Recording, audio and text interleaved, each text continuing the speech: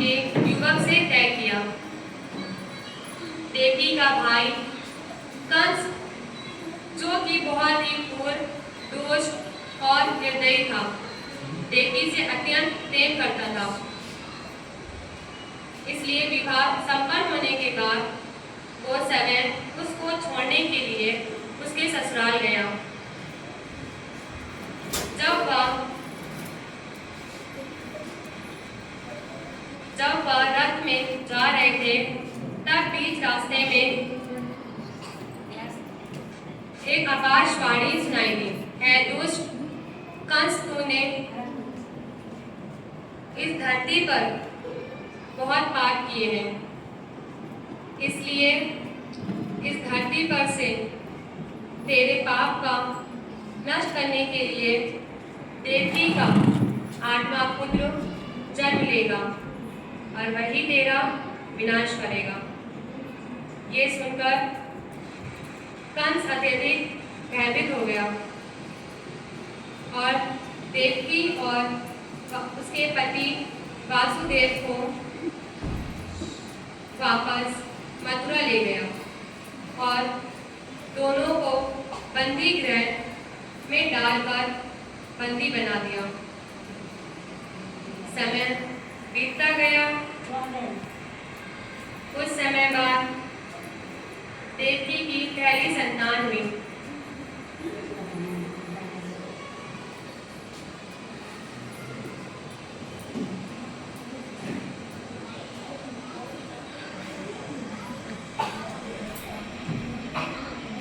जैसे ही कंस को उसकी सूचना मिली, कंस ने उनकी संतान को मार दिया।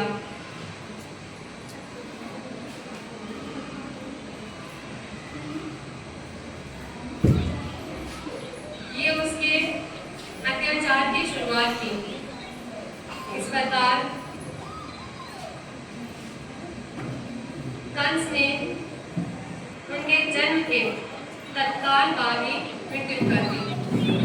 इससे वासुदेव और देवकी अत्यधिक दुखी थे, पर अतः इस अंधकार के छटने का समय आ गया, जब भगवान ने धरती पर मानव रूप में जन्म लिया। उस दिन घोर अंधेरा था और खूब वर्षा हो रही थी। भगवान ने देवकी की 8वीं संतान बनकर बाल रूप में जन्म लिया। जन्म लेते ही वहाँ एक दिव्य प्रकाश प्रकट हुआ। उस प्रकाश में श्री विष्णु भगवान ने अपने पूर्ण अवतार में दर्शन दिए और वासुदेव से कहा, है वासुदेव, मैंने इस धरती पर कंस जैसे दुष्ट और अत्याचारी मानव का विनाश करने के लिए जन्म लिया।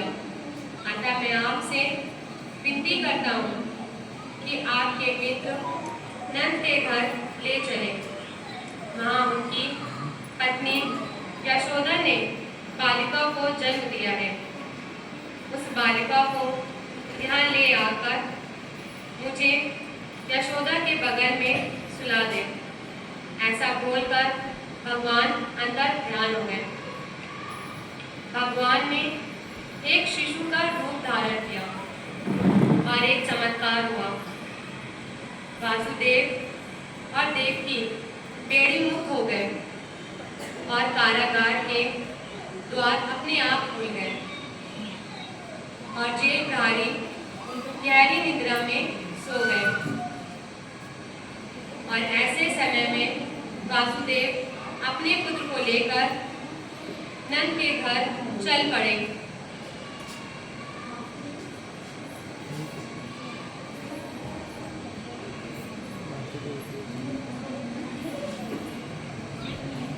तेज वर्षा के कारण यमुना नदी का बहाव बहुत तेज था, पर यमुना नदी ने वासुदेव और उनके पुत्र के लिए रास्ता बना दिया और शेष नाग ने प्रकट होकर होकर कृष्ण भगवान को अपने फन फैलाकर देव वर्षा से बचाया। आखिरकार वे नंद के गांव पहुंचे।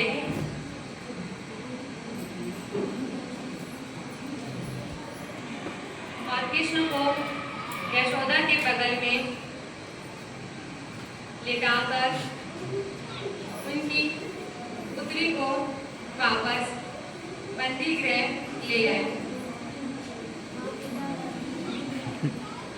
वहां पहुंचते ही बंदी गृह के दरवाजे समय बंद हो गए। सारे प्रहरी उस पुत्री के रोने की आवाज सुनकर जाग गए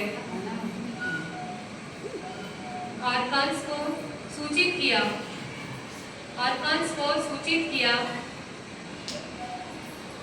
जब कंस को सूचना मिली कि वासुदेव की 8वीं संतान पुत्री हुई है, तो कंस ने उस पुत्री को मारने लगा। अचानक उसमें दिव्य ज्योति के साथ देवी प्रकट हुई और कंस से कहा, है मूर्ख कंस, निर्दोष शिशुओं की हत्या करने से तुम्हें कोई लाभ नहीं होगा।